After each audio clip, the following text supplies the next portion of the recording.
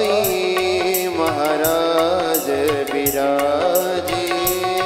आइए आइए आइए आइए आइए आइए आइए आइए महाराज विराजिए। आइए महाराज विराजिए। आइए महाराज विराजे। आइए महाराज विराजे।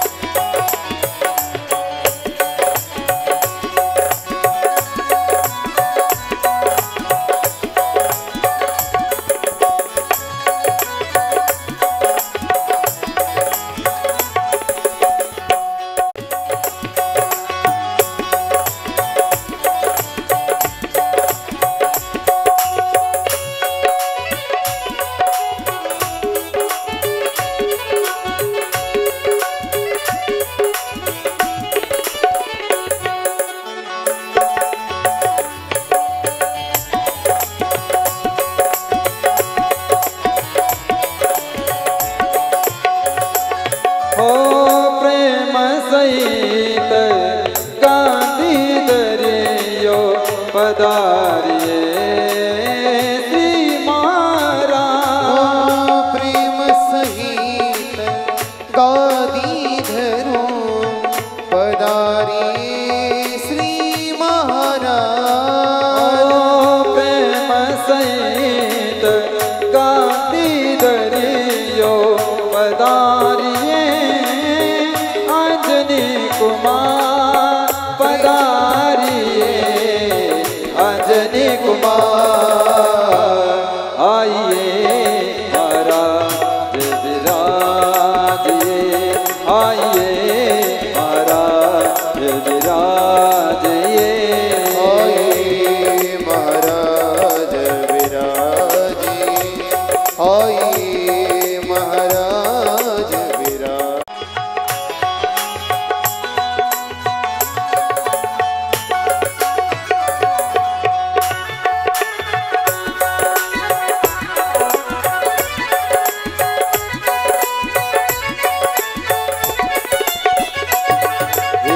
नन्हा सा फूल हूँ मैं चरणों की धूल हूँ मैं। नन्हा सा फूल हूँ मैं चरणों की धूल हूँ मैं। आया तुम्हारे द्वार गुरु जी मेरी पूजा करो स्वीकार। गुरु जी मेरी सांगितलं नाही। पुढील ज्या मान्यवरांची नावं घेतोय त्यांनी शपथ अण्णासाहेब नामदेव गाडेकर, सुमित नंदकिशोर क्षीरसागर, सर्वांनी वर थोडंसं पण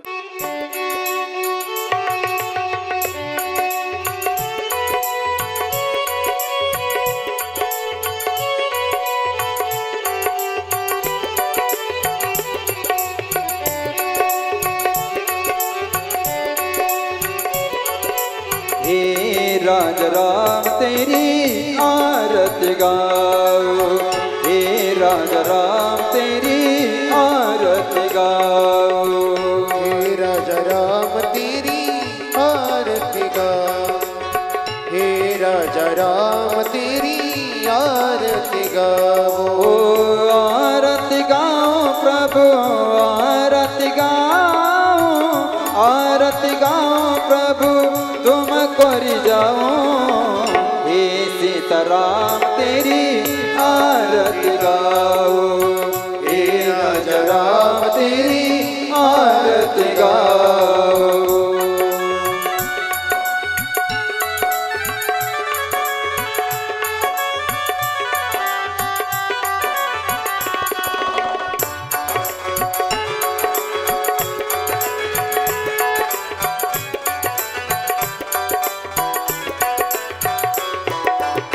कनक सिंहासन रजत जोरी।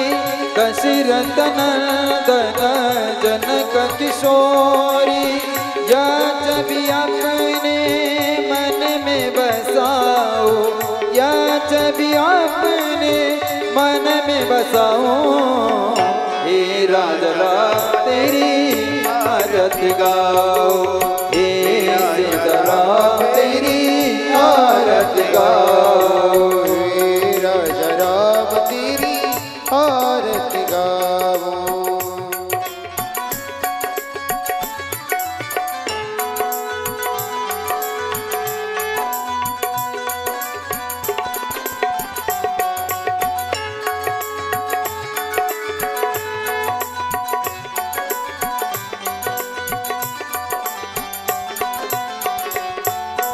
वाम भाग शोभत जग जननी, चरण विराजत है सुतांजनी।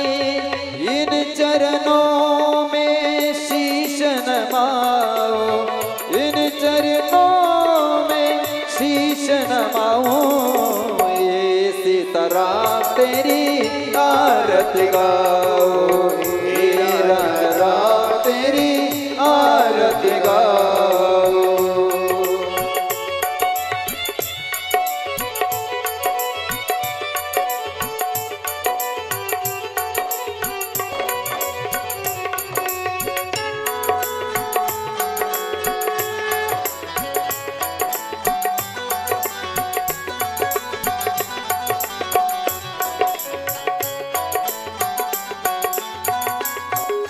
चरणों से निकली गंगा प्यारी, जिसने सारी दुनिया तारी।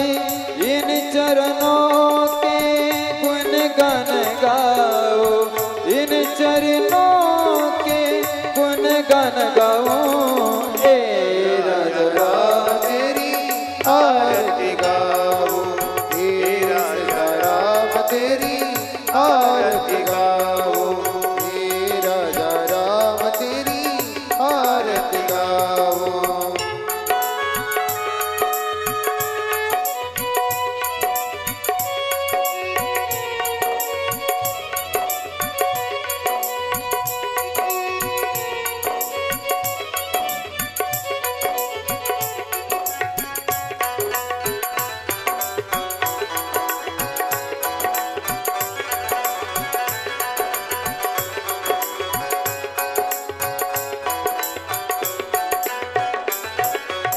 आरती हनुमत के मन भावे, राम कथा नित शिव जी गावे।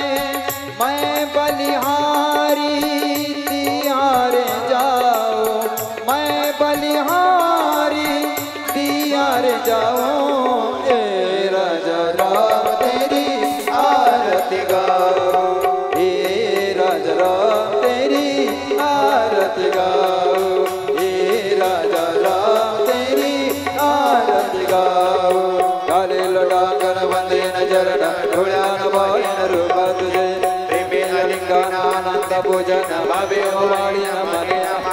तमेव माता पिता तमेव, तमेव सर्वो तमेव, तमेव वंशा तमेव, तमेव सर्वा मम देव देव। कायेन वाचा मनसेन्द्रियत्वा पूजनमना वा प्रकृति सवा, करोति यज्ञ सकल परस्मै नारायणाय समर्पया। अच्युतं केशवं राम नारायण कृष्णं वासुदेव, श्रीराम माधवं गोपिका वल्लभं जानकीनन्दनं राम तस्मै। हरे राम राम राम हरे हरे, हरे कृष्ण कृष्ण कृष्ण हरे हरे, राम राम राम हरे हरे कृष्ण कृष्ण हरे। प्रभु रामचंद्र भगवान की बजरंगबली हनुमान की श्री संत मुकुंददास महाराज की जय।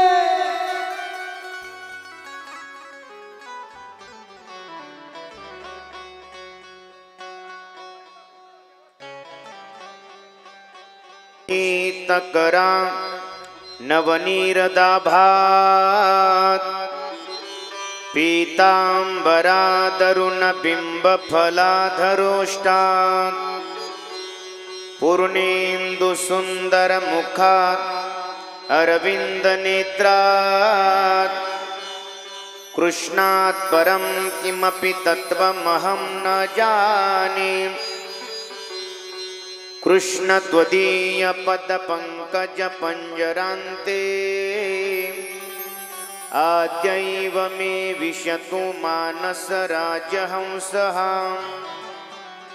प्राण प्रयाण समये कफवात पित्तये कंठावरोधन विधौ स्मरं कुतस्ते वक्रतुंड महाकाय सूर्यकोटि समप्रभा निर्विघ्नं कुरु मे देवो सर्वकार्येषु सर्वदा मनोजवं मारुततुल्यवेगं जितेन्द्रियं बुद्धिमतां वरिष्ठं वातात्मजं वानरयूथमुख्यं श्रीरामदूतं शरणं प्रपद्ये ॐ मृत्युञ्जयाय रुद्राय नीलकण्ठाय शम्भवे अमृतेशाय शर्वाय महादेवाय ते नमः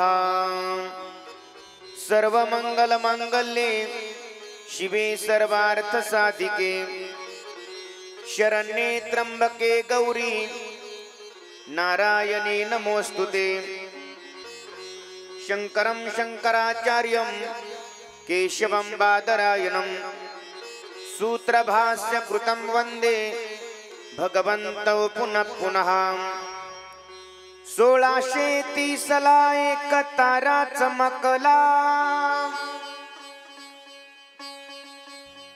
1630 एक तारा चमकला जिजाऊच्या पोटी माझा सिंह जन्मला घडविले स्वराज्य त्याने सुखावली प्रजा घडविले स्वराज्य त्याने सुखावली प्रजा परस्त्री माते समान असा होता माझा राजा थेंब थेंब रक्ताची आठवण येते आम्हाला थेंब थेंब रक्ताची आठवण येते आम्हाला कधीच विसरणार नाही राजे वंदन तुम्हा करण्याला तपोज्ञान वैराग्य भक्ती स्वरूपम सदा अलंकृतं साधु संन्यास योगम मुखे यस्य वेदांत शास्त्रार्थ नीतिम नमो नारायण गिरिं ब्रह्म स्वरूपम श्री गणेशाय नमः श्री सरस्वत्यै नमः श्री गुरुभ्यो नमः गंगामाईच्या पावन तीरावरती महात्मा अगस्ती महाराजांनी प्रभू रामचंद्रांना जी परमपावन मंगलमय कथा श्रवण करून सांगितली तीच परमपावन मंगलमय कथा आज आपल्या या दाड बुद्रुक गावामध्ये उपस्थित आहे। ही कथारूपी गंगा आपण होऊन आलेली आहे आणि आज वरुण राजाची ही आपल्यावर चांगल्या प्रकारे कृपा व्हायला सुरुवात झालेली आहे। शास्त्र असं सांगतं यज्ञात भवती पर्जन्यो जिथं यज्ञ होतो तिथं पर्जन्य होतच असतं आणि तो एक संकेत असतो कशाचा तुमच्यावर बजरंग बली श्री संत मुकुंदराज महाराज प्रसन्न आहेत हा त्यांचा एक आपल्याला संकेत आहे। आज जरी पावसामुळे थोडाफार व्यत्यय येत असेल परंतु सर्वांनी अगदी शांत चित्तानं कथा श्रवण करा। आता पाठीमागं बसायला आज जागाही नाहीये थोडं थोडं पुढं सरकून घ्यायचं आपण म्हणजे आलेल्या पाठीमागून वारकऱ्यांना भाविकांना मातांना बसता येईल कारण रोज आपला थेट पाठीमागपर्यंत म्हणजे जवळजवळ गेट पर्यंत मंडप भरत होता पण आज पावसामुळे काही उशिरा येतील भाविक, परंतु आपला नियम बरोबर वेळेत कथा आपण हा काय अडचण नाही, पुढेही बसले तरी काही अडचण नाही बरं का. तुम्ही आता पाठीमागच्या माता हा सभापती ताई या पुढं.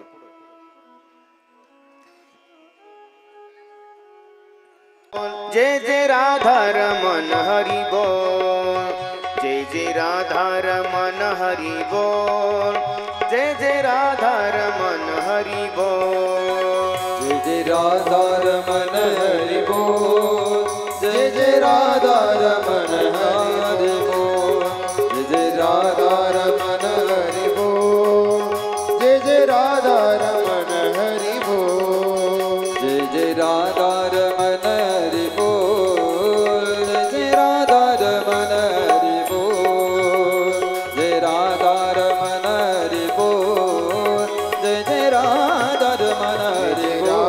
रमन हरि बोल, जय जय राधा रमन हरि बोल, जय जय राधा रमन हरि बोल, जय जय राधा रमन हरि बोल, जय जय राधा रमन, जय जय राधा रमन, जय जय राधा रमन, जय जय राधा रमन, जय जय राधा रमन, जय जय राधा रमन, जय जय राधा रमन, जय जय राधे, जय जय राधा रमन, जय जय राधा रमन, जय जय राधा रमन, जय जय राधा रमन, जय जय राधा रमन, जय जय राधा रमन, जय जय राधा रमन, जय जय राधा राधा राधा, जय जय राधा रमन हरि बोल, जय राधा रमन हरि बोल, ताली वाजवा सर्वांनी ताली वाजवा. रमन हरि बोल, जय जय राधा रमन हरि बोल.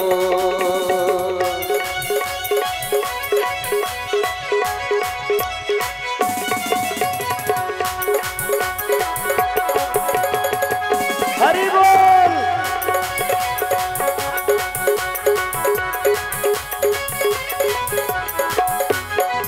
जय जय राधा रमन, जय जय राधा रमन, जय जय राधा रमन हरि बोल, राधा रमन, जय जय राधा रमन, जय राधा रमन, जय जय राधा रमन, हरि हरि हरि हरि हरि हरि हरि हरि हरि हरि हरि हरि हरि हरि हरि, जय जय हरि हरि हरि, जय जय हरि हरि हरि, जय जय हरि हरि हरि हरि, जय जय हरि हरि हरि, जय जय राधा, जय जय राधा, जय जय राधा राधा राधा राधा राधा राधा राधा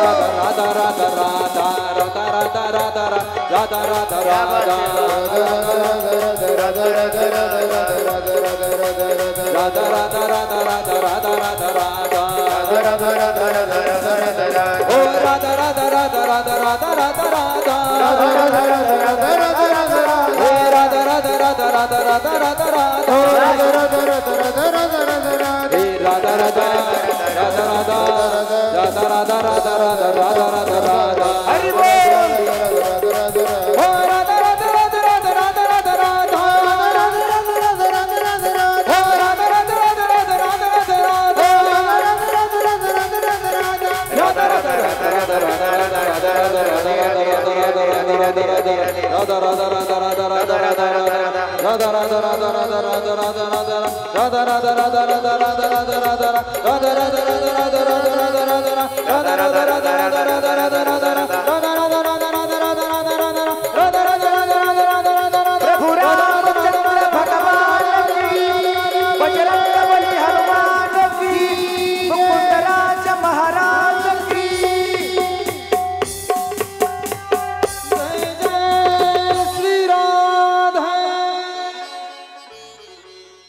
आज आपल्या या हनुमत कथेचा चतुर्थ दिवस.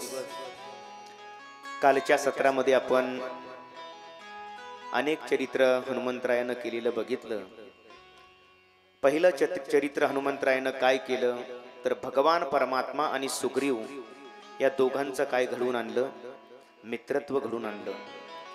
तो मैत्रीचा संस्कार केला, नुसता तोंड बोलीनं संस्कार झाला नाही. अग्नीला 7 प्रदक्षिणा घालून केलेला मैत्रीचा संस्कार. कारण मी सांगितलं संस्कार हा कधी मोडता येत नसतो, करार मोडता येतो. आणि म्हणून जीवनामध्ये मैत्री ही अतिशय महत्त्वाची आहे. मी तर नेहमी असं म्हणत असतो बाबा, मित्र तुम्हाला बनवायचेच असतील एक तर कृष्णासारखा बनवा किंवा एक तर कर्णासारखा मित्र बनवा. का माहिती आहे, हातात शस्त्र धारण न करता सुद्धा आपल्या मित्राला विजयाच्या गादीवर बसवणाऱ्या त्या कृष्णासारखा तरी मित्र बनवा, किंवा आपल्या मित्राचे 1000 अपराध माहिती असताना सुद्धा मरेपर्यंत मित्राच्याच बाजूने लढणाऱ्या त्या कर्णासारखा तरी मित्र जीवनामध्ये बनवा. आणि ते मित्रत्वाचं नातं, ते संबंध हनुमंतरायांनी सुग्रीव आणि रामप्रभू यांच्या जीवनामध्ये आणले. दोघांचं सख्यत्व झालं. त्याचा परिणाम अधर्मी असणारा वाली, भगवान प्रभू रामचंद्रांनी वालीला मारलं, त्याचा वध केला आणि किष्किंधेचं राज्य सुग्रीवाच्या ताब्यात दिलं. त्यानंतर सुग्रीवाला पडलेला विसर, लक्ष्मणजीचा राग, या सगळ्या गोष्टी आणि लक्ष्मणजीचा राग शांत करण्यासाठी हनुमंतरायांनी केलेली युक्ती म्हणजे मध्ये तारेची योजना. लक्ष्मण आणि सुग्रीव यांच्यामध्ये तारेला उभा केलं, कारण लक्ष्मण कोण्याही स्त्रीकडे वर डोळे करून पाहत नव्हता, वैराग्याचा पुतळा आहे. ती कथा आपण पाहिली. दक्षिण दिशेला एक तुकडी पाठवल्या जाते. त्या तुकडीचे प्रमुख आहेत अंगदजी. त्या तुकडीमध्ये सल्लागार आहेत जांबुवंत महाराज. म्हणून बघा, कुठल्याही कार्यक्रमाचं नियोजन करायचं असेल तर एक कमिटी लागते, पण त्या कमिटीमध्ये तरुण मंडळी असली पाहिजे. आणखी मुद्दा सांगू, नुसते तरुण बी असू नये, त्याच्यामध्ये 4-2 तरी वृद्ध असली पाहिजे. का माहिती आहे, जरी त्या तरुणांना अनुभव कमी असतो, एखादा निर्णय त्यांचा चुकायला लागला तरी जे जुने जाणते वृद्ध त्यामध्ये 2-3 असतात, ते त्यांना चुकीचा निर्णय घेण्यापासून थांबवतात. मग या तुकडीमध्ये जांबुवंताची जी योजना केलेली आहे भगवंतानी, ही त्याच्याकरिताच केलेली आहे. सगळे तरुण आहेत, पण जांबुवंत महाराज वृद्ध आहेत. का, यांचा एखादा निर्णय चुकायला लागला तर जांबुवंत महाराज सल्ला देण्याचं काम करतात. म्हणून सल्लागार म्हणून जांबुवंत महाराजांची नेमणूक त्या टीम मध्ये आहे. हनुमंतरायाकडे कुठलंच पद नाहीये, पण त्यांच्या वाचून पानही हल्लेलं नाहीये. आणि मग ती तुकडी दक्षिण दिशेला जाती. संपातीची भेट होते. जटायू काकांनी केलेलं बलिदान अंगदजी महाराज वदवून दाखवतात. काय चूक होती त्या जटायूची, त्यानं स्वतःचं बलिदान भगवंतासाठी दिलंय. आणि बलिदान त्यालाच म्हणतात बरं. एक तर ते तुमचं जाणं देवासाठी असावं, किंवा एक तर ते या भारत भूमीसाठी असावं. कालचा आपला दिवस होता 15 ऑगस्ट. आपल्याला तो दिवस या भरतखंडामध्ये अतिशय महत्वाचा दिवस गणला गेलेला आहे. त्या दिवशी सुद्धा अनेक सैन्यांचा बलिदान दिवस साजरा केला जातो. या भारत भूमी करता अनेकांनी आपलं स्वतःचं बलिदान दिलंय. दादा, बलिदान देण्याचं कार्य साधू करतात. बलिदान देण्याचं कार्य सीमेवर उभा असलेला सैनिक करतो. त्या सैनिकाला परवा नसते हो. आपलं कुटुंब दूर कुठेतरी 1000-2000 किलोमीटरवर ठेवून तो सैनिक या भारत मातेच्या सीमेवर येतो. AK-47 हातामध्ये घेतो, डोळ्यामध्ये अंजन घालून रात्रंदिवस या भारत भूमीचं रक्षण करतो. भर दिवाळीच्या दिवशी शत्रूचा हल्ला होतो. 10 गोळ्या त्याच्या छातीमध्ये लागतात. या भारत भूमीवर खाली पडलेला असतो आणि या भारत भूमीला सलाम करत असतो. माते, घे माझा मुजरा, मला तुझ्यासाठी जगायला मिळालं. माते, घे माझा मुजरा, अगं मला तुझ्यासाठी मरायला मिळतंय. आज मी तुला लहूलुहान करून जातोय माते. म्हणून तो वीर जवान या भारत मातेला शेवटचा मुजरा करत असतो. आणि त्या वीर जवानाच्या मुखातून शब्द निघत असतात बघा.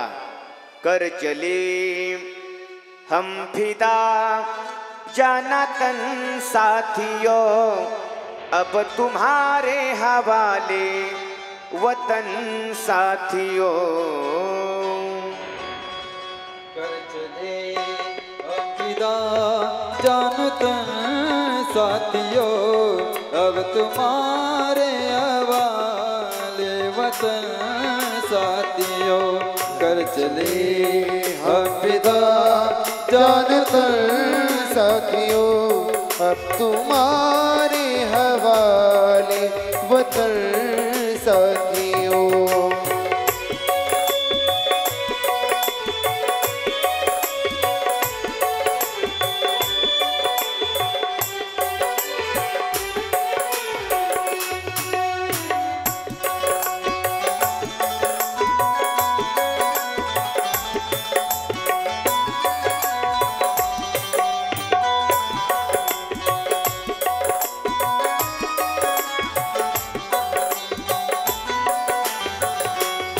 सांस थमती गए, नब्ज जमती गए, फिर भी बढ़ते कदम को न रुकने दिया।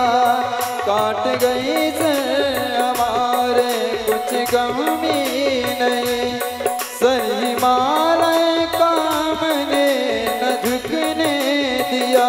मरते मरते रहा कफन साथियों, अब तुम्हारे हवाले वतन साथियों। कर चले हफिदा जानतर साथियों, अब तुम्हारे हवाले वतन साथियों।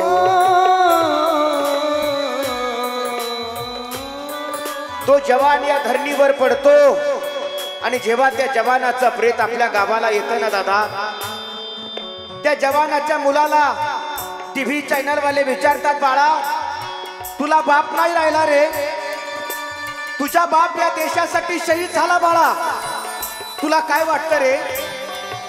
त्यावेळेला त्या लहान असणाऱ्या मुलाची प्रतिक्रिया येते, चॅनल वाले दादा माझी मुलाखत तुमच्या चॅनलला दाखवताल, माझं हे म्हणणं तुमच्या पेपरला देताल, ऐका ओ दादा माझी मुलाखत तुमच्या चॅनलला दाखवा बरं. अहो माझ्या बापानं या भारत मातेच्या सीमेवर शत्रूच्या 10 गोळ्या झेलल्या, पण खरं सांगू चॅनल वाले दादा, मी जेव्हा 18 वर्षाचा होईल ना, मला जर या भारत मातेसाठी संधी मिळाली ना, माझ्या बापानं तर 10 गोळ्या झेलल्या, मी 20 गोळ्या झेलायला सुद्धा त्या भारत मातेसाठी तयार असेल. मला संधी मिळाली पाहिजे. या शूर जवानाच्या घरच्या मुलाची सुद्धा ही प्रतिक्रिया आहे दादा. देशासाठी रोवलेलं ते बीज आहे. हरि कर्म अपना करेंगे, हरि कर्म अपना करेंगे, ऐ वतन तेरे लिए दिल दिया जान भी देंगे, ऐ वतन तेरे लिए दिल दिया जान भी देंगे, ऐ वतन तेरे लिए.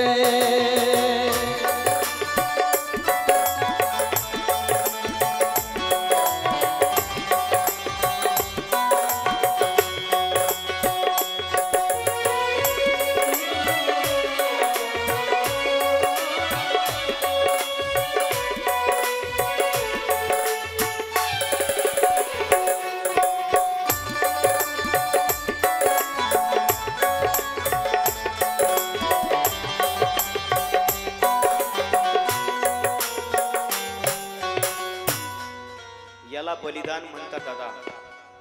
अनेक सैनिकांनी आपल्या स्वतःच्या देहाची आहुती या भारत मातेसाठी दिली हो. अनेक संतांनी या मुलकासाठी, भरतखंडासाठी, साधू संतांनी सुद्धा अहोरात्र आपलं जीवन झिजवलंय.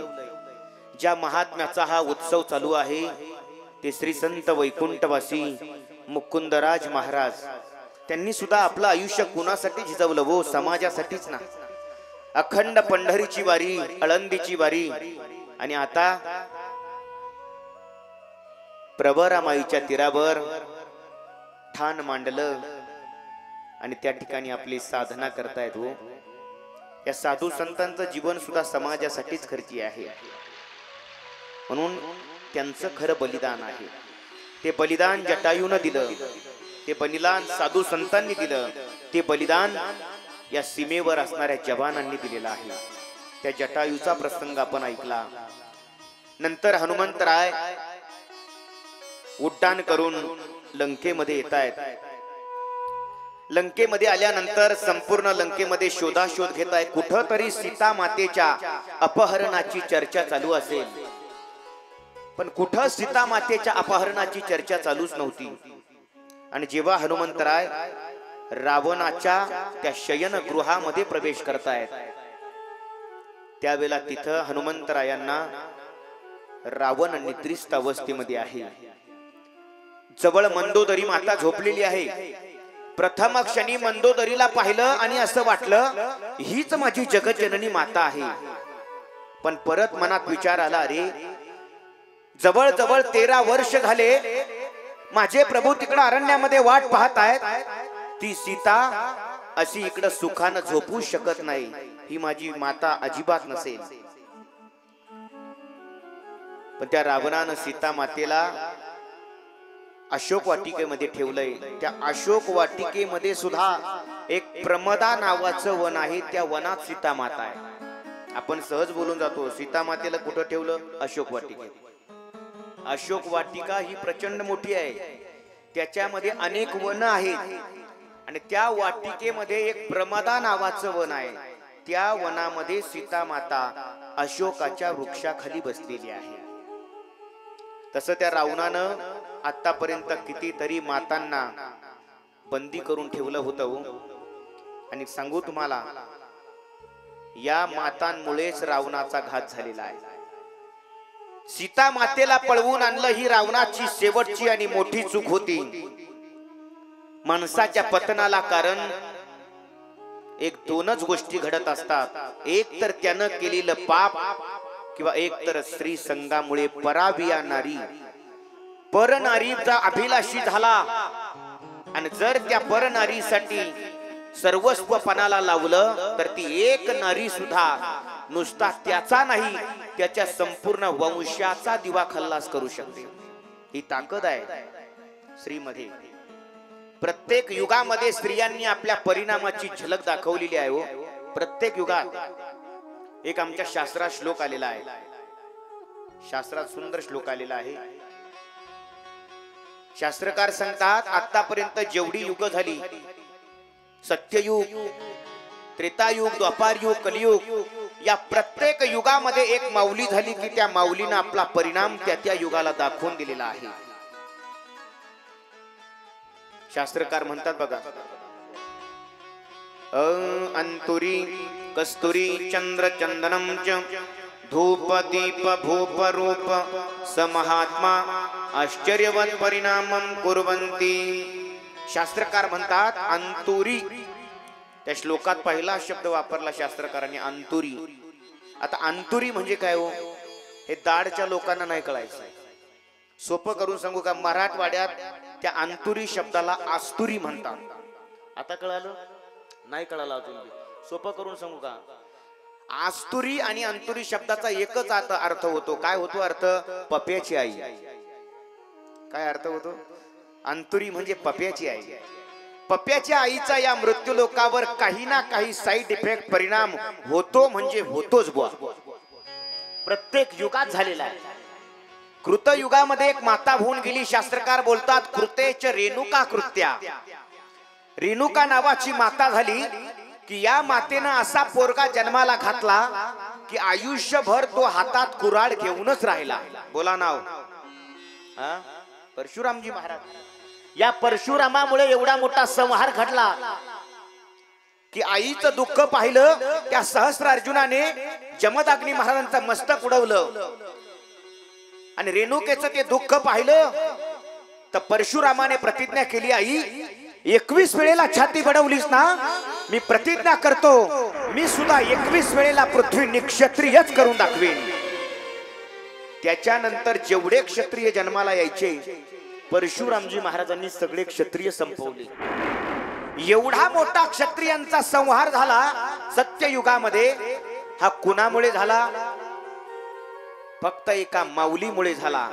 तिनं जर स्वतःची छाती बडवून जर आवाज नसता दिला मुलाला तर त्यानं ही प्रतिज्ञाच केली नसती. एका माऊलीचा परिणाम कृतयुगाने पाहिला. युग संपलं, त्रेतायुग लागलं. त्रेतायुगामध्ये सुद्धा एक माऊली झाली की त्या माऊलीनं आपल्या परिणामाची झलक त्या त्रेतायुगाला दाखवून दिली. हो, केवढा परिणाम दाखवला त्यांचीच तर कथा पाहतोय ना आपण. त्रेतायमच सीता कृत्या. सीता माता अशी माऊली झाली बुवा. या माऊलीमुळे एवढं मोठं युद्ध घडलं की इथून मागही तेवढं युद्ध घडलं नाही आणि इथून पुढे सुद्धा तसं युद्ध कधी घडणार. अहो, त्या युद्धाची ज्ञानोबारांना ज्ञानेश्वरी दखल घ्यावी लागलेली आहे. ज्ञानोबारांनी प्रश्न केला, हे असो झुंजिंगले कैसे. ज्ञानोबाराय बोलतात, राम रावणाचं युद्ध कसं झालं? उत्तर तिथं ठेवून टाकलंय, राम रावणची जैसे. काही गोष्टीला उपमा देता येत नसतात. समुद्राला उपमा देता येत नाही. सागरम सागरोपमा. समुद्र समुद्रासारखाच आहे. अमृताला उपमा देता येत नाही. अमृत हे अमृतासारखंच आहे. तसं राम रावणाचं युद्ध केवढं झालं म्हटले, त्या युद्धाला उपमाच देता येत नाही. केवढं युद्ध झालं सांगू तुम्हाला. महाभारताचं युद्ध होतं, त्याचा संदर्भ इथं लावलेला आहे. भगवान परमात्मा भीमाला सांगतात, भीमा महाभारताचं युद्ध आहे. एक काम कर, मी असं ऐकलंय राम अवतारातली रावणाची बायको मंदोदरी अजून जिवंत आहे म्हणतात. मग तू मंदोदरीला आपलं युद्ध पाहण्याचं निमंत्रण देऊन ये. भीमदादा समुद्राचा प्रवास करत लंकेमध्ये आले. आल्याबरोबर मंदोदरी माता भीमदादाला म्हणते, दादा सकाळी सकाळीच आलाय, अगोदर तुम्ही स्नान करून घ्या, मग आपण चर्चा करू. म्हणे कुठं जाऊ स्नानाला? अहो कुठेही जा, लंकेला चहूबाजूला काय आहे? समुद्राचाच वेढा आहे. भीमदादा एका उंच प्रचंड मोठ्या सरोवरावर स्नानाला गेले. आता आपल्याकडे जवळच नदी आहे. नदीला पोहायला तुम्ही पाणी आल्यावर जाता.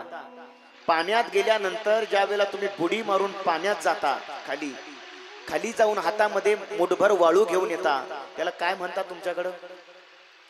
हा, ठाव आणणं, बरोबर ना? आमच्याकडे तेच म्हणतात.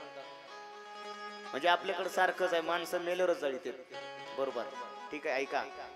तसं त्या भीमानं सुद्धा तिथं त्या सरोवरामध्ये गेल्यानंतर ठाव आणण्याचा प्रयत्न केला. एकदा नाही 100 वेळा ठाव आणण्याचा प्रयत्न केला, पण त्याला ठावच लागेना. भीमदादा विचार करतात, एवढं मोठं सरोवर 100 वेळा प्रयत्न केला तरी मला ठाव लागेना. म्हणे जाऊ द्या, आपल्याला मंदोदरी मातेशी चर्चा करायची. भीमदादा लंकेमध्ये आले आणि मंदोदरी माता आवाज देते, दादा झालं का स्नान? म्हणे माते, केवढं मोठं सरोवर आहे, मी 100 वेळा ठाव आणण्याचा प्रयत्न केला पण मला ठावच लागेना. मंदोदरी माता म्हटली, थांबा थांबा थांबा, तुम्ही कुठं गेलते स्नानाला? म्हणे या पूर्व दिशेला. मंदोदरी माता म्हटली, भीमदादा तुम्ही जिथं स्नानाला गेलता ना ते सरोवर नाहीये. म्हणे मग? आमचे कुंभकर्ण भाऊजी मेलेत आणि त्यांच्या डोक्याची अर्धी कवटी तिथं पडलेली आहे म्हणे, आणि त्याच्यात पावसाचं पाणी साचलंय. मग भीमदादा विचार करतायत, अर्ध्या कवटीत जर मला ठाव लागे ना तर त्या काळातल्या लोकांची कवटी केवढी असेल पूर्ण, आणि जर कवटी एवढी होती तर मग ते राम अवतारातलं युद्ध केवढं असेल, माणसं केवढी असतील. आपला निरोप यांना आपलं निमंत्रण सांगणंच नको. भीमानं आपला प्रस्तावच गुंडाळून टाकला, निमंत्रणच नको म्हटली. त्याच्यातही आणखी सांगू तुम्हाला, निमंत्रण वेगळं आणि आमंत्रण वेगळं बरं का. निमंत्रण म्हणजे काय? तुम्हाला यावंच लागेल, तुमच्याशिवाय आमचं कार्य होणार नाही, याला म्हणायचं निमंत्रण. आणि आमंत्रण म्हणजे काय? येता आलं तर या, नाहीतर ते तुम्ही म्हणा. आता याला म्हणायचं आमंत्रण. म्हणून कधी सांगत असताना निमंत्रण हा शब्द बोलायचा. निमंत्रण म्हटले आपले निमंत्रणच द्यायला नको. मंदोदरी माता म्हटली, दादा कशाला आला होता सांगा ना. म्हणे काय नाही, मी तुम्हाला निमंत्रण द्यायला आलो होतो, पण आता मी तुम्हाला निमंत्रण देऊ इच्छित नाही. म्हणे नाही नाही, आला तर निमंत्रण द्यावंच लागेल. आणि मग सहज भीमदादा म्हटले, काय नाही, महाभारताचं युद्ध आहे आणि त्या युद्धाला युद्ध पाहण्यासाठी तुम्हाला निमंत्रण द्यायला देवानं मला तुमच्याकडे पाठवलंय. तसं मंदोदरीनं सहज विचारलं, भीमदादा महाभारतीय युद्ध आहे, मग किती सैन्य आहे तुमच्या महाभारतीय युद्धात? काय आनंद झाला हो भीमाला. आता सैन्य संख्या सांगायची. भीमदादानं षडजात उत्तर दिलं, 18 अक्षौणी. मंदोदरी माता हुशार होती. मंदोदरीनं एका शब्दात भीमाला गार केलं. मंदोदरी म्हटली 18 अक्षौणी. अहो भीमदादा, आमचे रावण महाराज जर स्वर्गावर स्वारी करायला निघाले ना, तर 18 अक्षौणी नुसते वाजंत्री होते म्हणे. वाजंत्री, सैन्य बाजूलाच राहिलं. मग भीमदादा विचार करतायत, 18 अक्षौणी नुसते ज्यांच्या युद्धाला वाजंत्री होते, त्या युद्धाला माणसं किती असतील? मग ते राम रावणाचं युद्ध, एवढं मोठं युद्ध घडलं, त्या युद्धाला कारण कोण ठरलं होतं?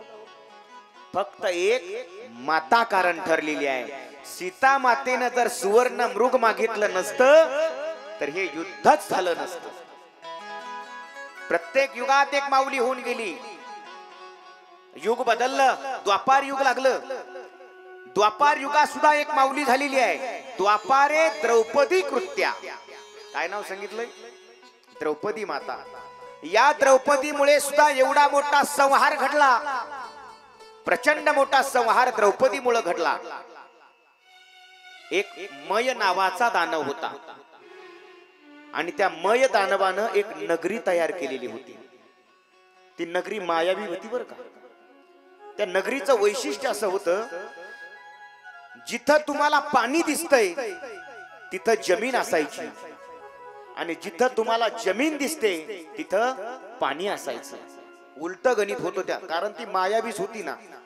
तुम्हाला पाणी दिसतंय ना, समजून घ्या इथं जमीन आहे, आणि जिथं जमीन दिसते ना, समजून चाला तिथं पाणी आहे.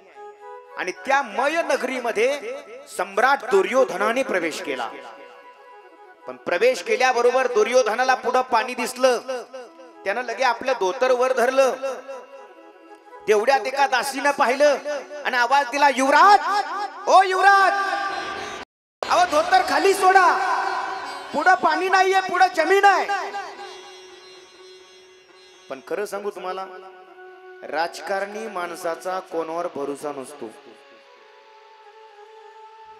एक पोरगा बापाला म्हणे, बाबा तुम्ही 50 वर्षापासून राजकारण करता, मग मला बी राजकारण शिकवा ना. बाप म्हणे, चढ बंगल्याच्या 4थ्या मजल्यावर. चढलं आणि टाक उडी खाली. अहो बाबा मी पडल, पाय मोडल. अरे मी आहे ना तुझा बाप, तुला धरायला टाक. पोरानं उडी टाकली, बापानं हात काढून घेतले. धाप पिशी खाली पडलं. असंच पडलं. पडल्याबरोबर त्याला लवकरच लगेच आपण प्रवरा मेडिकलला ऍडमिट केलं. 2 महिन्यानं पोरगाचे पाय व्यवस्थित झाले, घरी आलं. नीट ऐका, नीट ऐका. घरी आलं. आल्याबरोबर बापाला विचारलं, बाबा तुम्ही तर मला राजकारण शिकवणार होते, माझे तर दोन्ही पाय मोडले. तर बापानं दिलेलं उत्तर आहे, बाळू राजकारणातला हा पहिलाच नियम आहे, सख्या बापावर विश्वास ठेवायचा नाही. अजून 2-4 नियम सांगू का? नको, आता एक नाही, बस आली एकच. राजकारणातला नियम मी का बोललो तुम्हाला? राजकारणी माणसाचा भरोसा नसतो. हा दुर्योधन राजकारणी आहे. त्याला त्या दासीने आवाज दिला, युवराज पुढं पाणी नाही, पुढं जमीन आहे, धोतर खाली सोडा. पण भरोसा नाही. म्हणे वेडी का खुळी, अगं मला माझ्या डोळ्यानं पुढं पाणी दिसतंय आणि तू म्हणते पाणी नाही, जमीन आहे. भरोसाच नाही. तसाच प्रवेश केला. अहो प्रवेश केला, पाण्यात पाय पडलाय, पण पायाला पाणीच लागत नव्हतं. छापी भिजल एवढं सुद्धा पाणी नव्हतं. छापी भिजल एवढं. आता छापी म्हणजे काय ते कथा झाल्यावर विचार, मग सांगतो छापी म्हणजे काय, आहे का नाही. थोडं सुद्धा पाणी लागलं नाही. तसाच पुढे निघाला. पुढे गेला तर पुढे त्याला जमीन लागली. जमीन लागल्याबरोबर त्यानं धोतर सोडून दिलं आणि लगेच तसाच प्रवेश करायला लागला. त्या दासीने आवाज दिला, युवराज, ओ युवराज, पुढे जमीन नाहीये, पुढे पाणी आहे, धोतर वर धरा. परत त्या दासीला बोलला, वेडी का खुळी, अगं मला माझ्या डोळ्यानं पुढे जमीन दिसते आणि तू म्हणते जमीन नाही पाणी आहे. भरोसाच नाही ना हो. धोतर खाली सोडलं आणि तसाच प्रवेश केला. प्रवेश केल्याबरोबर थापदिशी पाण्यात पडला. आता खरं सांगू का तुम्हाला, पडलेला माणूस मला कुठं लागलं हे नाही पाहत. आता आलं लक्षात, म्हणजे करंट पोहोचला म्हणायचा. पडलेला माणूस मला कुठं लागलं हे नाही पाहतो, काय पाहतो, मला कुणी पाहिलंय. तसं या दुर्योधनाने सुद्धा पडल्या बरोबर मला कुठं लागलं, माझे कपडे कुठं ओले झाले नाही पाहिलं, मग मला कुणी पाहिलंय म्हणून त्यानं चहू बाजूला नजर फिरवली तर एका महलाच्या गच्चीवर द्रौपदी आपले केस वाळवत होती. आणि या द्रौपदीनं दुर्योधनाला पाहिलं. बस द्रौपदीची आणि दुर्योधनाची नजरेला नजर झाली आणि द्रौपदी दुर्योधनाला पाहून एकच वाक्य बोलली होती. काय वाक्य होतं? आंधळ्याची पोरं आंधळीच निघाली. बस या एका वाक्याचा परिणाम महाभारताचं युद्ध घडलं. म्हणजे द्वापार युगात सुद्धा संहार व्हायला कारण कोण ठरलं? एक माताच कारण ठरलेली आहे. आता मी तुम्हाला 3 युगातलं सांगितलंय. सत्ययुगात झालेली माता, सांगा बरं नाव महिला मंडळ. रेणुका. त्रेतायुगात झालेली माता सीता माता. आणि द्वापार युगात सुद्धा ती माता झाली की तिनं आपला परिणाम त्या द्वापार युगाला दाखवून दिला. बोला नाव, द्रौपदी माता. आणि आता कलियुगातलं सांगू का? शास्त्रकार सांगतात, बाबा रे, अरे त्या युगात तर एकच होती. आज तो वर्ग घराघरात जन्माला आलाय. घराघरात. तुम्हाला पटवून देऊ का मी? खरं सांगा, आपल्याकडे एक परंपरा आहे विभक्त निघण्याची. त्याला एक गावठी शब्द आहे, काय म्हणतात त्याला? वायली निघणं, आहे का नाही? खरं सांगा, माणसं वायली कोणामुळे निघत येऊ? एक जण मला म्हणे, महाराज, अहो आमचं आमच्या बापाचं पटलं नाही म्हणून आम्ही वायली निघालो. शहाण्या, अरे तुझ्या लग्नाच्या अगोदर तू आणि तुझा बाप एका घरात राहत होते, मग तेव्हाच का नाही वायली निघाला? बरोबर आहे महाराज, तुमचं खरं आहे. बापामुळे नाही वायली निघालो. महाराज, आमचं आणि आमच्या आईचं पटलं नाही बघा म्हणून आम्ही वायली निघालो. शहाण्या, अरे तुझ्या लग्नाच्या अगोदर तू त्याच आईच्या हातची भाकर खात होता, मग तेव्हा का नाही वायली निघाला? महाराज, तुम्ही इथं दाढला येऊन लय खरं बोलायला लागले हो.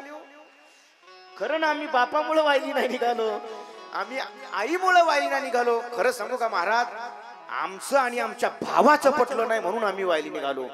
शहाण्या, अरे तुझ्या लग्नाच्या अगोदर तू आणि तुझा भाऊ दोघ जण एका ताटात जेवत होते, मग तेव्हाच का नाही वायली निघाला? महाराज, 100% बरोबर आहे तुमचं. आम्ही बापामुळे वायली नाही निघालो, आम्ही भावामुळे वायली नाही निघालो, आम्ही आईमुळे वायली नाही निघालो. मग नेमकं आम्ही वायली कोणामुळे निघालो? तर ती कथा झाली हो, घरी जाऊन मग विचारा कळलं तुम्हाला कोणामुळे निघाली. आता मी कशाला सांगत बसू ते. माझा स्वतंत्र गाव आहे बरं का. कलियुगाला विभक्त निघण्याची परंपरा सुद्धा या माता मंडळींनीच लावून दिलेली आहे. मी का बोललोय? एका स्त्रीचा परिणाम प्रत्येक युगात दाखवून दिलाय महाराज. तसं या आपण जी कथा पाहतो, या कथेमध्ये सुद्धा त्या स्त्रीचं नाव आलंय सीता माता. या सीता मातेवर वाईट नजर ठेवली आणि त्याचा परिणाम या रावणाला स्वतः तर मरावं लागलं हो, त्याच्या संपूर्ण कुळासहित जावं लागलं.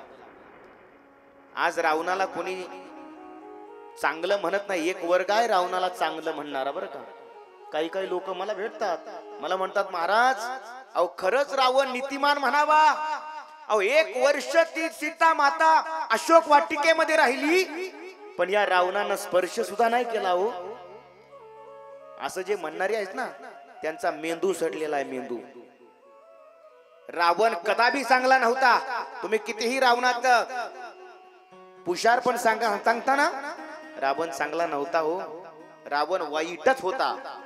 त्यांना एक नाही अशा लाखो स्त्रियावर बलात्कार केलेले होते, अत्याचार केलेले होते. कितीतरी त्यानं स्वतः सांगितलंय रावणानं. हे मी नाही बोललो, हे वाल्मिक महाराज रामायणामध्ये सांगतायत. रावण स्वतः त्याच्या सभेमध्ये सांगतोय.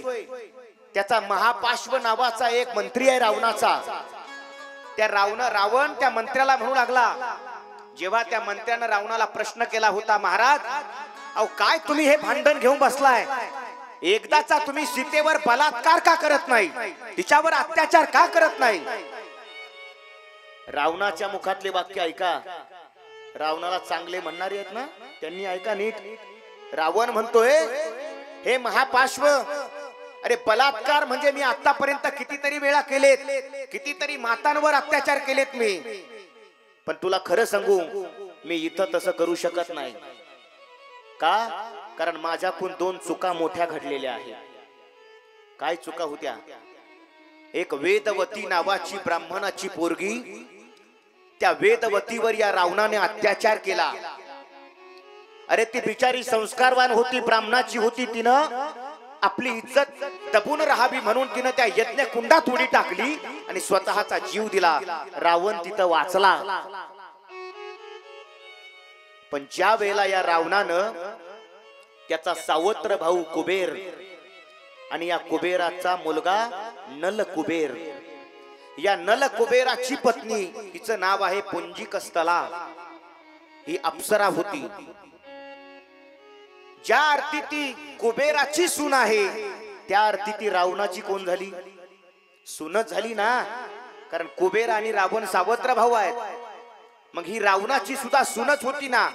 पण या रावणाने त्या पुंजिकस्थलेवर सुद्धा बलात्कारासारखा अत्याचार केला. त्या वेदवतीच्या तावडीतून हा वाचला. पण ज्या वेळेला हे पुंजिकस्थले बरोबर झालं, त्यावेळेला ही पुंजिकस्थला या रावणाला वरदान देणाऱ्या ब्रह्मदेवाकडे गेली आणि ब्रह्मदेवाला ठणकावलं, अरे कुणालाही वरदान देता, वरदान देत असताना काही विचार करून वरदान द्यायचा. अहो या रावणानं तुमच्या वरदानाचा किती गैरफायदा घेतलाय माहितीये तुम्हाला. आणि जेव्हा ही घटना ब्रह्मदेवाला सांगितली, ब्रह्मदेवाला सुद्धा वाईट वाटलं हो. रावणाला बोलावून घेतलं. रावणा, आतापर्यंत मी तुला कितीतरी वरदान दिलेत, पण आज रावणा मी एक तुला शाप देतोय.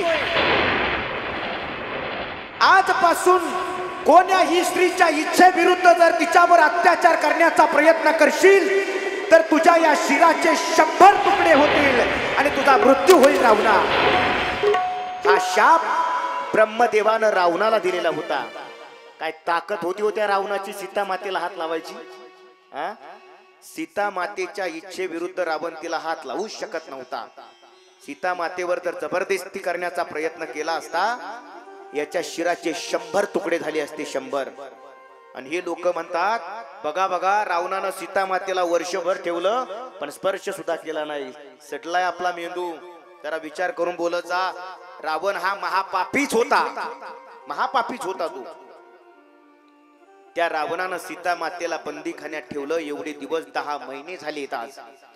आणि जेव्हा हनुमंतराय त्या अशोक वाटिकेमध्ये जातात, एक सुंदर असं सरोवर हनुमंतरायला दिसतं. हनुमंतराय विचार करतात, कमीत कमी इथं तरी माता स्नानाला येईल. दिवसभर वाट पाहिली पण माता आली नाही. शेवटी दुसऱ्या वनाच्या दिशेने निघाले आणि आता मात्र हनुमंतरायला प्रमदा वनामध्ये अशोक वाटिकेच्या खाली सीता माता बसलेली दिसलेली आहे. हनुमंतरायांनी झाडावरून पाहिलं. मातेच्या डोळ्यातून अश्रुधारा चालू होत्या. शरीर अतिशय क्षीण झालेलं आहे, पण तरी सुद्धा चेहऱ्यावरचं तेज मात्र कमी झालेलं नव्हतं. तिच्या जवळ एक राक्षसीन बसलेली आहे. त्रिजटा नावाची राक्षसीन आहे. हनुमंतराय विचार करतात, मला सीता माते बरोबर बोलायचंय, मला भेटायचंय, मला मातेचं दर्शन घ्यायचंय. परंतु जर मी खाली उडी मारली आणि हे सगळे दैत्य जर राक्षस माझ्यावर धावून आले तर सीता माता विचार करेल की हा कोणीतरी दुसरा मायावी दिसतोय, माझ्या बरोबर माता बोलणार नाही. म्हणून नियोजनबद्ध सीता मातेला असं वाटलं पाहिजे की आपण याच्या बरोबर बोलावं, अशी सीता मातेची मानसिकता तयार करण्यासाठी हनुमंतरायाचं कला कौशल्य बघा. मार्केटिंग करणारे जे माणसं असतात ना, समोरचा माणूस कसा बोलायला लावायचा हे जसं त्यांच्याकडे असतं ना, आणि ती सगळ्यात जास्त कला यांच्याकडे आहे. नवऱ्याला बरोबर मूड बघायचं आणि बोलायचं, त्यांना हू का चू न करता सगळं ऐकून घेतलं पाहिजे. तसं हनुमंतरायाकडे सुद्धा ती कला होती महाराज. हनुमंतरायानं विचार केला आपल्याला माते बरोबर बोलायचंय, मग बोलण्याकरता आता काय करावं, काहीतरी युक्ती शोधली पाहिजे. हनुमंतराय विचार करतायत, पण तेवढ्यात त्या प्रमदावनामध्ये अचानक धावपळ सुरू झाली. कशाची धावपळ आहे कुणाला काहीच कळेना. तेवढ्यात एका राक्षसीनाचा आवाज आला, महाराज लंकेश पधार रहे हैं. लंकापती रावणाचं आगमन झालं. हनुमंतराय झाडाच्या वर बसून पाहतायत.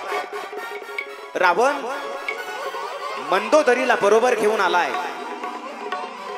सीता मातेच्या समोर येतो आणि सीता मातेला बोलू लागला, सीते अगं माझ्याविषयी भय बाळगू नकोस, माझी भार्या व्हायला तयार हो. अगं तुझ्या संपूर्ण इच्छा मी पूर्ण करीन. रामाचा नाद सोडून दे. अगं तो वल्कल वस्त्र परिधान केलेला राम इथं येऊ शकत नाही, आणि आलाच उद्या तर तो इथून जिवंत माघारी जाऊ शकत नाही. म्हणून तयार हो माझी भार्या व्हायला. तशी सीता माता उठून उभं राहते आणि रावणाला ठणकावते, हे बघा मला भय दाखवून जबरदस्ती करून मला तुम्ही जबरदस्ती करून बोलण्याचा प्रयत्न करू नका. उलट माझा तुम्हाला सल्ला आहे, तुम्हाला जर वाटत असेल या लंकेची अब्रू वाचावी, तुम्हाला दीर्घ आयुष्य मिळावं, तर गुण्या गोविंदानं मला माझ्या स्वामीकडे घेऊन चला. माझे स्वामी तुझा स्वीकार करेल. अरे ते शरणागत आहेत. रावणानं हे वाक्य ऐकलं आणि रावण मोठमोठ्यानं खदखदा हसायला लागला. खदखदा हसायला लागला. त्या हसणाऱ्या रावणानं सीता मातेकडे पाहिलं आणि सीता माता तेवढ्यात रावणाला म्हणू लागली, अरे रावणा, अरे कुठं तो सूर्य आणि कुठं तू काजवा. रावणा, अरे कुठं तो हत्ती आणि कुठं तू ससा. ए रावणा, अरे कुठं तो सिंह आणि कुठं तू कुत्रा. रावणा काय अभद्र बोलली माता. सिंह आणि कुत्रा अशी रावणाची महाराज ज्यावेळेला सीता मातेनं तुलना केली ना, रावण अतिशय रागावला हो. कारण का माहिती रागावला, एकांतात जर बोलली असती ना रावणाला काय वाटलं नसतं, पण माझी बायको जवळ असताना मला ही असं बोलते. रावणाला अतिशय राग आला आणि रागाच्या भरामध्ये त्या रावणानं तलवार काढली. सीता मातेवर धावून गेला. सीते, त्या रावणाचा हात मंदोदरीने पकडला. स्वामी ती अबला स्त्री आहे, तुम्हाला असं तिला मारता येणार नाही. आणि का हो स्वामी, एका स्त्रीवर अत्याचार चालवता हा कसला तुमचा पुरुषार्थ. हे मर्दाचं लक्षण नाहीये, हे ना मर्दाचं लक्षण आहे. तुम्हाला असं करता येणार नाही. रावणाला बायकोचा सल्ला पटला. रावण शांत झाला. पण जाताना सीता मातेला म्हणू लागला, सीते तुला 2 महिन्याची मुदत देतो. या 2 महिन्यामध्ये जर माझी भार्या व्हायला तयार झाली नाही तर तुझे केस धरून तुला फरफटत ओढत स्वयंपाक घरामध्ये नेलं जाईल. तुझ्या खांडोळ्या केल्या जातील आणि तुझं शिजवलेलं मांस मी खाईल, पण तुला परत रामाच्या ताब्यात मी कदापि देणार नाही. हे वाक्य रावणाचे निघाले. त्यावेळेला हनुमान कुठे होते हो? तिथंच होते ना. हनुमानाला चांगलं वाटलं असेल का हे? रावण मातेवर तलवार घेऊन गेलाय धावून, चांगलं वाटलं असेल? कदापि नाही हो. जर आता तुम्ही इथं बसलाय, तुम्हाला प्रत्येकाला आई प्यारी आहे की नाही? आपली आई. अरे जरी ती शरीर रूपानं गेलेली असेल तरी ती प्यारी आहे की नाही? अहो देवाला प्यारी होती आई तर तुमचं आमचं काय घेऊन बसला? लोक म्हणतात रामाला वनवासाला कारण कैकई होती. राजा हो, रामाच्या वनवासाला कारण कैकई नव्हती रे. रामाच्या वनवासाला कारण स्वतः रामप्रभूच होते. कैकईचा उगाच तिला कलंकित करून टाकलं. इतकं पात्र ते कलंकित झालं, इतकं पात्र कलंकित झालं. आज कोण्या कुळामध्ये जर एखादी मुलगी जन्माला आली ना तर त्या मुलीचं नाव सुद्धा कुणी कैकई ठेवत नाही. पांडुभाऊ, आहे का तुमच्या गावात कोणत्या मुलीचं नाव कैकई? बर मुलीचं जाऊ द्या हो, एखाद्या दुकानाला तरी नाव आहे का? कैकई पान स्टॉल आहे. काय मोठा कलंक लागलो. काही दोष नाही हो तिचा, काही दोष नाहीये. कारण सांगू तुम्हाला, रामप्रभू ज्या वेळेला राज्याभिषेकाची तयारी करताय, त्यांचा राज्याभिषेक होणार आहे, त्याच्या 2 दिवस अगोदर कैकई माता आपल्या महलामध्ये असताना रामप्रभू स्वतः कैकईच्या महलामध्ये जात आहेत आणि कैकईला सांगतायत, आई किती प्रेम करतेस का माझ्यावर? त्या कैकईने सांगितलं, राघवा शब्दात सांगू शकत नाही. मग आई, जर खरंच तू माझ्यावर प्रेम करत असेल तर आज मला तुला काहीतरी विचारायचंय. देशील का आई तू मला? बोल ना राघवा, तुला काय पाहिजे? रामप्रभू म्हणतात, आई यदा कदाचित तुला त्याच्यामुळे प्रचंड मोठा कलंक लागण्याची दाट शक्यता आहे. चालेल राघवा, अरे तुझ्यासाठी ही कैकई कलंकित व्हायला सुद्धा तयार आहे. बोल तुला काय पाहिजे?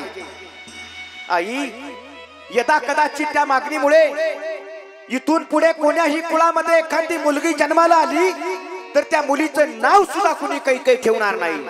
चालेल राघवा. आई यदा कदाचित तुझं कुंकू सुद्धा पुसण्याची दाट शक्यता आहे, तुला वैधव्य येण्याची शक्यता आहे. चालेल राघवा, अरे तुझ्यासाठी ही कैकई वैधव्य घ्यायला सुद्धा तयार आहे. बोल ना तुला काय पाहिजे?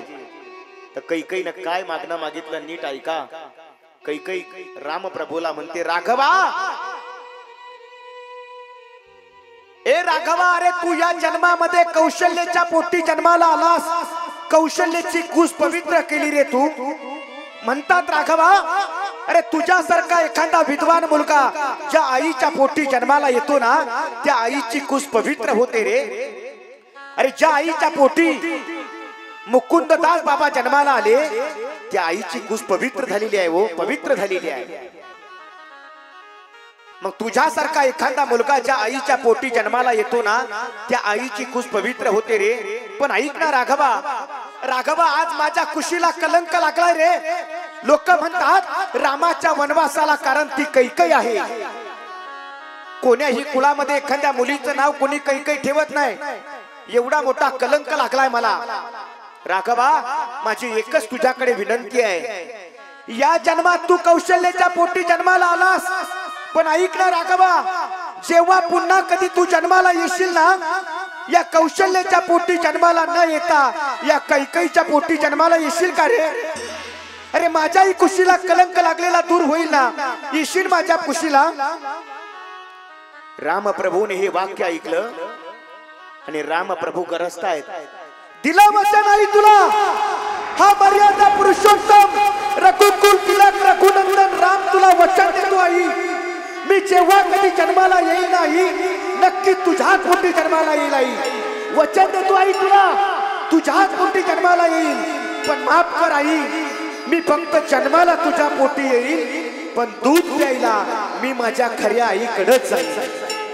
म्हणून पुढच्या कृष्ण अवतारात जन्माला आला देवकीच्या पोटी आणि दूध प्यायला कुठं गेला? नंदाच्या घराला. मजन घराला मजने गोकुळाला, नंदाच्या घराला मजने गोकुळाला. नंदाच्या घराला मजने गोकुळाला, नंदाच्या घराला मजने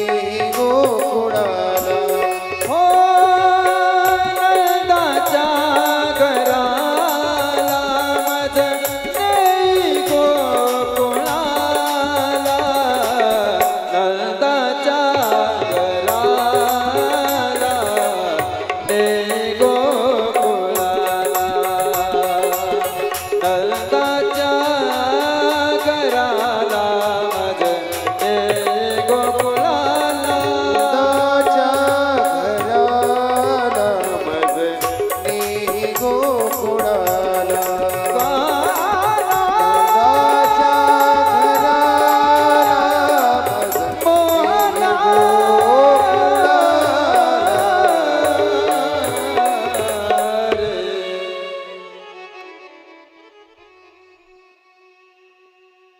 या कैकईला अगदी अपवित्र पात्र करून टाकलं की नाही समाजाने. कैकईचा काय दोष नव्हता हो. स्वतः राम प्रभूच आईला जाऊन म्हटले होते, आई माझ्यासाठी एक काम कर, मला 14 वर्षाचा वनवास आणि भरताला राजगादी मागून घे. आणि मग कैकईनं राम प्रभूमुळं दशरथ राजाकडे जाऊन राम प्रभूला 14 वर्षाचा वनवास मागितला आणि भरताला राजगादी मागितली. लोक म्हणतात रामाच्या वनवासाला कारण कैकई आहे. अजिबात नव्हती. मी का बोललो हे? जगज्जननी सीता माता अशोक वाटिकेमध्ये आहे. रावण सीता मातेवर तलवार घेऊन धावून गेला. हनुमंतराय वरती बसलेत. आई आहे, कारण हनुमंतराय स्वतःचा परिचय देताना असं नाही म्हणत मैं पवन का बेटा हूं, मैं सूर्य का पुत्र हूं, असा दुसरा काही परिचय नाही दिलेला हनुमंतरायांनी. सरळ सरळ परिचय काय दिला माहितीये? रामदूत मैं मात जानकी. हनुमंतरायचा हा परिचय आहे. मी रामाचा दूत आहे आणि जानकी माझी आई आहे. हाच परिचय प्रत्येक ठिकाणी रामप्रभूचा आहे, हनुमंतरायाचा आहे. मग तिथं आईवर जर एवढा अत्याचार होतोय, हनुमंतराय गप्प बसली नाही हो. पण सांगू तुम्हाला, धीर धरून काम करणारा कार्यकर्ता काहीतरी नाविन्य घडवत असतो. काही काही लोकांना धीर धरता येत नाही. धीर धरला पाहिजे. धीर धरून काम केलं की सगळं कार्य व्यवस्थित होत असतं. हनुमंतराय शांत बसून राहिले. रावण निघून गेला. आता मात्र तिथं त्रिजटा आली आणि त्या त्रिजटेचा आणि सीता मातेचा संवाद आलाय. सीता माता त्रिजटेला पाहते. आता ही त्रिजटा सात्विक आहे बरं का? सात्विक आहे. होतं कधी कधी असं हो, उकिरड्यावर सुद्धा तुळस उगवते ना, तसंच झालंय. त्रिजटा जरी राक्षस कुळात जन्माला आलेली असेल तरी तिचे विचार मात्र सात्विक आहे. विचार सात्विक आहे. आपल्या वारकरी संप्रदायात मोठं उदाहरण घडलेलं आहे ना. श्यामा नावाची वेश्या आणि त्या वेश्येला एक मुलगी झाली. तिचं नाव होतं संत कान्होपात्रा. या कान्होपात्रेला आई माहिती होती पण तिला बाप माहिती नव्हता, कारण वेश्येची मुलगी आहे. इतकी सुंदर होती दिसायला. म्हणतात बुवा त्या कान्होपात्रेनं जर पानाचा विडा खाल्ला तर घशातून खाली उतरताना बाहेरून दिसायचा. इतकी सुंदर होती ती. पण तिला स्वतःच्या सौंदर्याचा अभिमान होता. अभिमान होता. आणि याचा अभिमान बाळगू नका. हे जाणार आहे सगळं. कुणाला गोरा मिळालाय, कुणाला काळा मिळालाय, कुणाला सावळा मिळालाय. अजिबात अभिमान बाळगू नका. अरे हे तुम्हाला मिळालं ना, हे भाड्यानं मिळालेलं आहे. भाड्यानं. याचं भाडं भरावं लागतंय. भाडं भरावं लागतं. एक राजेंद्रदासजी महाराज होऊन गेले. त्यांच्या मुखातलं एक वाक्य सांगू. ते म्हणतात बघा, अरे मन मुसाफिर निकलना पडेगा, काया कोटी खाली करना पडेगा, चमड़े के कमरे को तू क्या संभाले, जिस दिन तुझे घर का मालिक निकाले, अरे इसका किराया भी भरना पड़ेगा, काया कोटी खाली करना पडेगा. हे भरावं लागतं याचं किराया. अरे तुम्हाला दादा इथल्या कोर्टातली नोटीस आली तर एखादा वकील देऊन उत्तर देता येतं. पण ज्या दिवशी तुम्हाला यमराज कोर्टातली नोटीस येते ना, त्या दिवशी त्या नोटीसला कुठलाही वकील चालत अजिबात नाही चालत हो. आएगा नोटिस जमानत न होगी, पल्ले में अगर तेरे कुछ अमानत न होगी, फिर होके कैद तुझे चलना पड़ेगा, काया कुटी खाली करना पडेगा. काहीतरी अमानत तुमच्याकडे पाहिजे ना, सुटका करण्यासाठी त्याच्या ताब्यातनं. अमानत म्हणजे काय? अमानत म्हणजे काहीतरी आपण कानानं चांगलं ऐकलेलं पाहिजे. कुठंतरी आपण दान धर्म केलं पाहिजे ना, केलेला पाहिजे आपण दान धर्म. आता हे बघा, माझ्याकडं नाव घेतलंय मी. श्री संत मुकुंद बाबांचा आशीर्वाद ज्यांना मिळाला त्यांच्याच नवसानं झाले आदरणीय मुकुंद भीमराज पाटील तांबे या कुटुंबाने राधाकृष्ण विखे पाटील सोसायटीचे संचालकही आहेत ते सोनूबाई भीमराज पाटील तांबे या सरपंच आहेत दाड बुद्रुक. या कुटुंबाने आज आपल्या सर्वांना अन्नदान दिलेलं आहे. बरोबर, एकदा टाळ्या वाजून त्यांचं स्वागत करा. आदरणीय मुकुंदराज भाऊ, त्यांचा संपूर्ण परिवार, त्यांचा मुलगा, त्याचबरोबर आतापर्यंत 3-4 दिवसात ज्यांनी ज्यांनी अन्नदान केलंय, आम्हाला ज्यांनी ज्यांनी भोजन घातलंय, आम्ही प्रत्येक तुमच्या सर्व भाविकांच्या घरी कथा झाल्यावर भोजनाला गेलो, इतकं सुंदर आदरातिथ्य केलंय. या सर्व दात्यांची या ठिकाणी मी या व्यासगादीवरून आभार मानतो. आजही आम्ही श्री आदरणीय आमचे सोमनाथ बनसोडे सर, सीताराम बनसोडे सर आपल्या दिल्लीचे विनेकरी आहेत, समोर बसलेले आहेत. माणिक हरिभाऊ गाडेकर, संदीप विठोबा गाडेकर तात्या, त्याचबरोबर आपण सर्वजण या ठिकाणचे सर्व काही. हा, बरं झालं तुम्ही अगदी जकास काम करून आणलं गाडी. आजची पंगत मुकुंद भीमराज पाटील तांबे, संचालक राधाकृष्ण विखे पाटील, ट्रक वाहतूक संस्था प्रभारानगर, सोनूबाई भीमराज पाटील तांबे माजी सरपंच दाड बुद्रुक.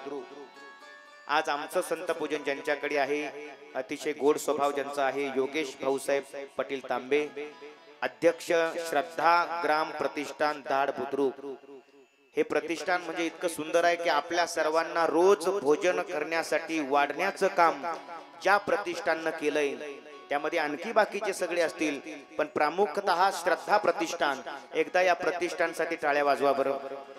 5-10 मिनिटात योगेश भाऊनी हे सगळं नियोजन प्रतिष्ठानच्या माध्यमातून करून दिलं आणि त्यामुळं अतिशय जलद हे सगळं वाढण्याचं काम होतं. त्यामध्ये आपल्या गावातील सर्व तरुण मंडळींचं सहकार्य, त्यामध्ये दाड बुद्रुक भजनी मंडळ आहे, सर्व तरुण मंडळ आहे, सर्व गणेश मंडळ, नवरात्र उत्सव मंडळ, चाणक्य प्रतिष्ठान, साई छत्र फाउंडेशन, श्रद्धा ग्राम प्रतिष्ठान, जय हनुमान मित्र मंडळ तांबे गोठा, अण्णाभाऊ साठे मित्र मंडळ, अंबिका मित्र मंडळ, डॉक्टर बाबासाहेब आंबेडकर युवा मंच, संताजी महाराज तरुण मित्र मंडळ, नरहरी तरुण मित्र मंडळ, वीरभद्र तरुण मित्र मंडळ, गोसावी समाज मित्र मंडळ, विश्वकर्मा मित्र मंडळ, बजरंग तरुण मित्र मंडळ, मुंबादेवी तरुण मित्र मंडळ, येडूआई तरुण मित्र मंडळ, संत रोहिदास महाराज युवा मंच,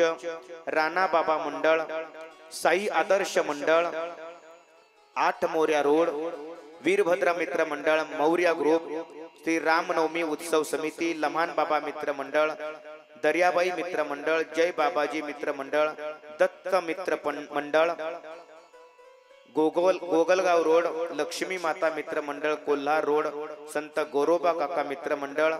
आणि आपल्या या कथेला भोजनाची व्यवस्था, भोजन बनवण्याचं काम जे करतायत ते आदरणीय रवींद्र बनसोडे. या सर्व मित्र मंडळींनी, तरुण मंडळींनी, प्रतिष्ठाननी आपल्या या कार्यक्रमाची शोभा वाढवलेली आहे. आज 3 दिवस झाले त्यांचा नामोल्लेख झालेला नव्हता आणि त्यांचा नामोल्लेख करणं माझं कर्तव्य होतं. म्हणून मी आवर्जून गोरक्षनाथ भाऊंना म्हटलं होतो की मला त्याची प्रिंट काढून आणा. मला प्रिंट काढून दिली, पण कोण मिळालाय काय कळे ना मला. खालचा कप्पा कापून दिली, पण ते माझ्या लक्षात आलं. मी यांना कालही म्हटलो की खालचा पान कापलेला आहे. ते म्हणे नाही हो महाराज, पत्रिकेत आहे. म्हटलं अजिबात नाही, तुम्ही मला पत्रिका आणून द्या. त्या सगळ्यांचं सहकार्य आपल्या कार्यक्रमाला, हे सहकार्याशिवाय चालत नाही. एकल याचा नभे खेळ मनोनी मेळ मेळविला. एकल्यानं हे काम होत नसतं दादा. अनेकांची पंगत, अनेकांचं दातृत्व तिथं कामाला येत असतं. दानाशिवाय हे घडत नाही. आता मी काल माझे एक मित्र पारनेरला आहे महाराज, मला सहज त्यांचा फोन आला, महाराज तुमची कथा चालू आहे दाटला. म्हटलं हो. म्हणे आमचे तिथं एक परमस्नेही आमचे दाते आहेत. म्हटलं कोण दाता आहे व तुमचा आता दाड मध्ये? म्हणे आमचा दाता आहे. म्हटलं कोण? मला नाव सांगितल्यावर मला घामच आला बा. नाव कोणाचं सांगितलं? पांडू तात्या अर्बन बँक. नाही, पांडू तात्याची पंगत असते म्हणे आमच्या तिथं. मी म्हटलं एवढ्या लांब? म्हणे हो.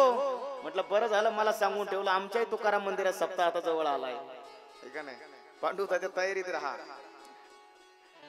आपण देताय सगळेजण, हा तुमचा मनाचा मोठेपणा आहे. त्यामध्ये ही साऊंड सिस्टीम अतिशय गोड आहे. आदिश्वरी मंडपची व्यवस्था दिलेली आहे. अशोक भाऊ दहिवळकर शूटिंगचं सगळं साहित्य लावलंय. आपण सर्व कार्यकर्ते अतिशय निष्ठेनं या ठिकाणी सेवा करतायत आणि तुमच्या सेवेतूनच हा कार्यक्रम पार पडत आहे. म्हणून सर्वांना एकदा या व्यास गादीवरून वंदन करतो. आपण एकदा एक भजन घेऊ आणि आपल्या पुढच्या कथेकडे आपण वळणार आहोत.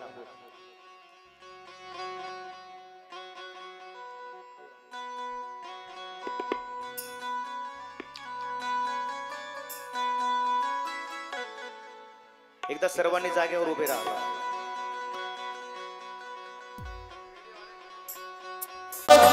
माऊली तुकाराम, माऊली तुकाराम, ज्ञानोबा माऊली तुकाराम, ज्ञानोबा माऊली तुकाराम.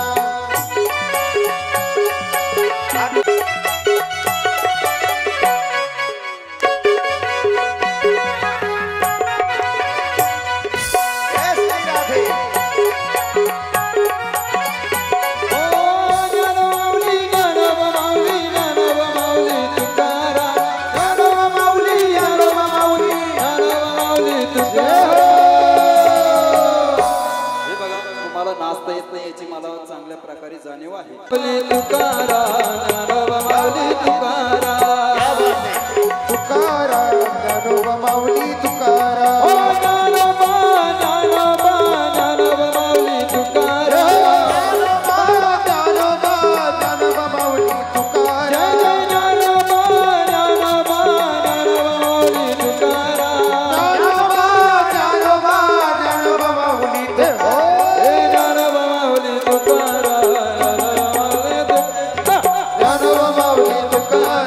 ज्ञानोबा माऊली तुकाराम.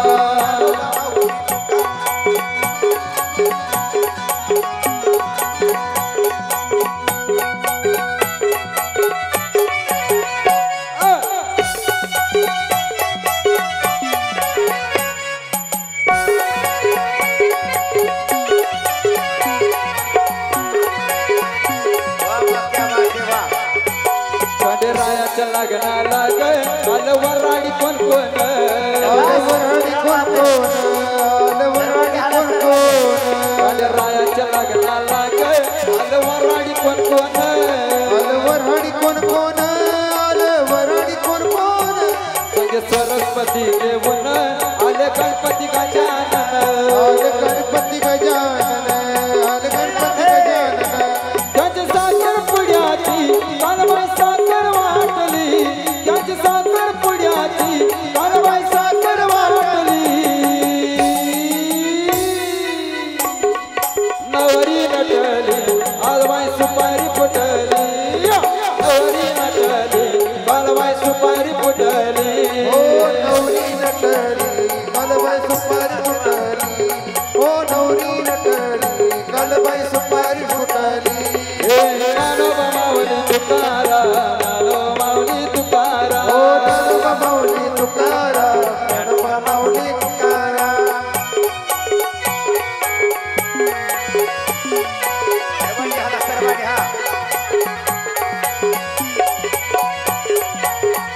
ओ नंदनंदन मनमोहन माझा नंदनंदन,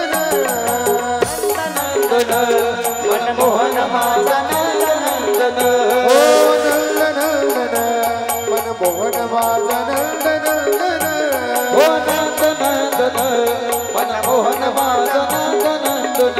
ओ भक्तजनाचा प्राण विसावा दीन वत्सल, भक्तजनाचा प्राण विसावा दीन वत्सल. नंदनंदन नंदनंदन नंदनंदन माझा नंदनंदन, नंदनंदन मनमोहन माझा नंदनंदन, नंदनंदन मनमोहन माझा नंदनंदन. हे नंदनंदन मनमोहन माझा नंदनंदन, नंदनंदन मनमोहन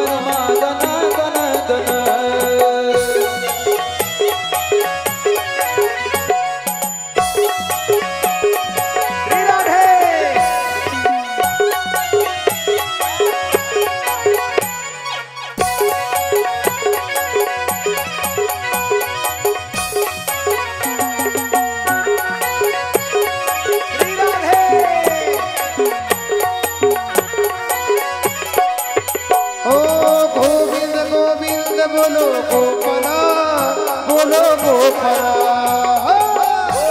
गोविंद बोलो गोपाला रे बोलो गोपाला गोविंद गोविंद बोलो गोपाली शोभे पैंजनिया हात शोभे मुरलिया आई शोभे पैंजनिया हात शोभे मूर ओ शोभे शोभे शोभे शोभे मुरलिया बोलो गोपाला गोविंद गोविंद बोलो गोपाला बोलो गोपाला गोविंद गोविंद बोलो गोपाला बोलो गोपाला जोगवा मागिन नाईचा जोगवा मागिन हे जोगवा मागिन आईचा जोगवा मागिन जोगवा मागेन आईचा जोगवा मागेन हे जोगवा मागिन देवीचा जोगवा मागिन जोगवा मागिन आईचा जोगवा मागिन आई राजाईचा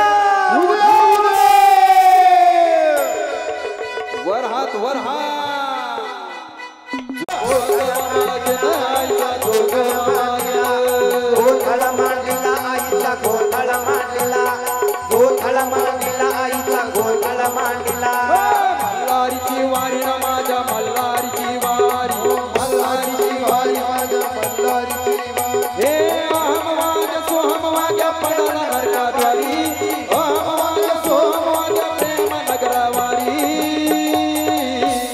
मल्हारीची वारी ना माझ्या मल्हारीची वारी मल्हारीची वारी ना माझ्या मल्हारीची वारी मल्हारीची वारी माझ्या मल्हारीची वारी मल्हारीची वारी माझ्या मल्हारीची वारी अहो येतो डोंगर माताला देवीचं मंदिर घालू जागर जागर घालू जागर जागर डोंगर माझ्याला लल्लाची भंडार दुरलो तुरले अंधार आल दुरून रागुन डोंगर यगुन उघड देवी दार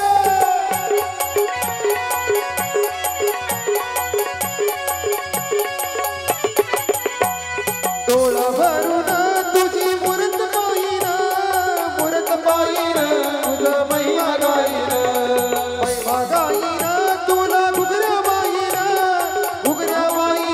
तुझं भंडार गाईन ओ कृष्ण लागली हळच्या ताला कृष्ण लागली हळच्या ताला अल्लाची भंडार दुरलो तुरले अंधार आल दुरून रागुन डोंगर यगुन उघड देवी दार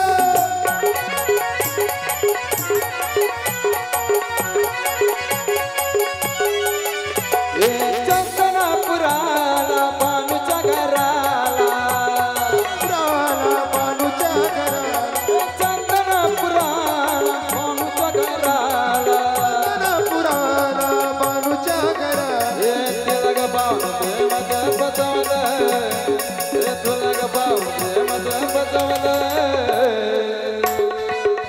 माझ्या मल्हारीला प्रेमात बसवलं माझ्या मल्हारीला प्रेमात बसवलं मल्हारीला प्रेमात बसवलं माझ्या मल्हारीला प्रेमात बसवलं